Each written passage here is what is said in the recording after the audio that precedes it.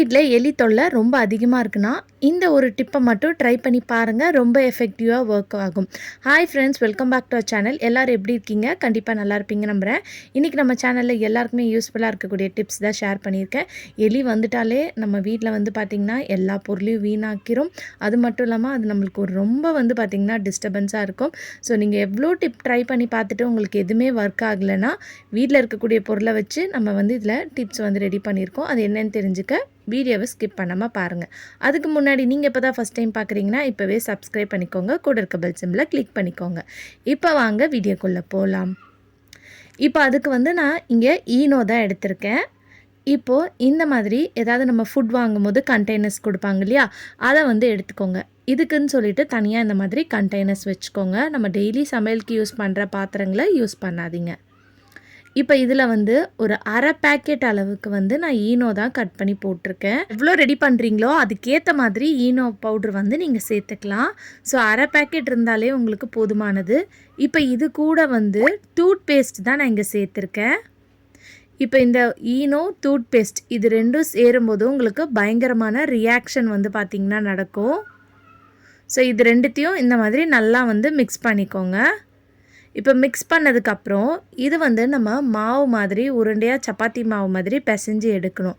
So அதுக்காக வந்து இதில் வந்து ஒரு 1.5லேருந்து 2 ஸ்பூன் அளவுக்கு சப்பாத்தி மாவு, மைதா மாவு, அரிசி மாவு எதாக இருந்தாலும் நீங்கள் சேர்த்துக்கலாம். இப்போ இதை சேர்த்துட்டு கொஞ்சமாக லைட்டாக தண்ணி தெளித்து இதை வந்து நம்ம சப்பாத்தி மாவு அளவுக்கு வந்து பிசைஞ்சு எடுத்துக்கலாம். நீங்கள் தண்ணிக்கு பதிலாக வினிகர் இருந்துச்சுன்னா அதை சேர்த்துக்கோங்க. இன்னும் ரொம்ப எஃபெக்டிவாக வந்து பார்த்திங்கன்னா ஒர்க் ஆகும். நீங்கள் தண்ணி சேர்த்த உடனே நம்ம இதில் ஈனோவும் பேஸ்ட்டும் சேர்த்துருக்கனால உங்களுக்கு ஒரு மாதிரி நொரையாக வரும். ஸோ அந்த ரியாக்ஷன்லாம் அடங்கினதுக்கப்புறம் நீங்கள் இந்த மாதிரி மாவு வந்து பிசைஞ்சு எடுத்துக்கோங்க. இப்போ நம்ம மாவு வந்து பிசைஞ்சு எடுத்துட்டோம். இப்போ பிசைஞ்சதுக்கப்புறம் உங்களுக்கு இதில் எத்தனை பால்ஸ் வேணுமோ அதுக்கேற்ற மாதிரி நீங்கள் உருண்டைங்களை வந்து இந்த மாதிரி பால்ஸ் பண்ணி எடுத்துக்கலாம். ஸோ உங்கள் வீட்டில் ரொம்ப எலி தொல்லையாக இருக்குன்னா கண்டிப்பாக இந்த டிப்பை ஒரு வாட்டியாவது ட்ரை பண்ணி பாருங்கள். இது எலிக்கு மட்டும் இல்லாமல் நம்ம வீட்டில் இருக்கக்கூடிய கரப்பாம்பூச்சி, வள்ளிக்கும் வந்து பார்த்திங்கன்னா இந்த டிப் வந்து ரொம்ப எஃபெக்டிவாக ஒர்க் ஆகும். இப்போ இந்த மாவை வந்து நல்லா இந்த மாதிரி ஸ்ப்ரெட் பண்ணி திரட்டி விட்டுக்கோங்க. இப்போ திரட்டி விட்டதுக்கப்புறம் இதில் வந்து நம்ம ஒரு ஸ்டஃப் மாதிரி வைக்க போகிறோம். அதுக்கு வந்து வெறும் மிளகாத்தூள் இருக்கும் இல்லையா, செம காரமான மிளகாத்தூள், அதை வந்து எடுத்துக்கோங்க. அந்த மிளகாத்தூளை வந்து இந்த மாதிரி நம்ம ஸ்ப்ரெட் பண்ணி வச்சுருக்கோம் இல்லையா மாவு, இதுக்குள்ளே வந்து இந்த மிளகாத்தூளை வந்து நம்ம வச்சிடலாம். ஸோ 3 உருண்டைங்களுக்குள்ளேயும் இந்த மாதிரி மாவை வச்சுட்டு அதுக்கப்புறம் இதை வந்து நல்லா கவர் பண்ணிடுங்க. ஸோ நல்லா கவர் பண்ணிடணும். இந்த மாதிரி நல்லா கவர் பண்ணி பால்ஸ் மாதிரி பண்ணிடணும். எலிக்கு வந்து பார்த்திங்கன்னா மோப்ப சக்தி அதிகன்றனால இந்த மிளகாத்தூள் வாசனைலாம் அதுக்கு வந்து தெரிஞ்சிருச்சுன்னா அது வந்து சாப்பிடாம ஓடி போயிடும். அதனால நம்ம அதுக்கு அந்த வாசனை வராமல் இருக்கிறதுக்கு நீங்கள் இதில் நெய் வந்து சேர்த்துக்கிட்டிங்கன்னா அந்த நெய் வாசனைக்கு அது அட்ராக்ட் ஆகி வரும். ஸோ இந்த வாசனை வந்து பார்த்திங்கன்னா அதுக்கு அடிக்கவே அடிக்காது. இப்போ இது கூட வந்து நம்ம இன்னொரு முக்கியமான பொருள் வந்து சேர்க்க போகிறோம்.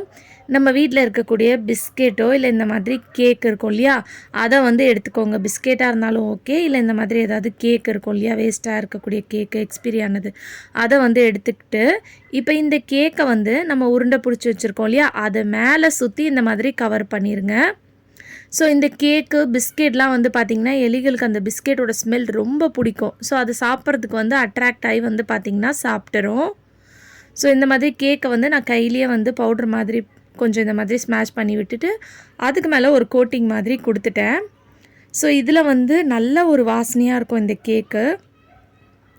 ஸோ இப்போ வந்து பார்த்திங்கன்னா இது அட்ராக்ட் ஆகி சாப்பிட்ரும். இது சாப்பிட்டதுக்கப்புறம் அதோட வயிற்றில் வந்து பயங்கரமான ஒரு ரியாக்ஷன் நடக்கும். அதுக்கப்புறம் உங்கள் வீட்டு பக்கமே வந்து பார்த்திங்கன்னா எலி வராது, தலை தெறிக்க ஓடி போயிடும்.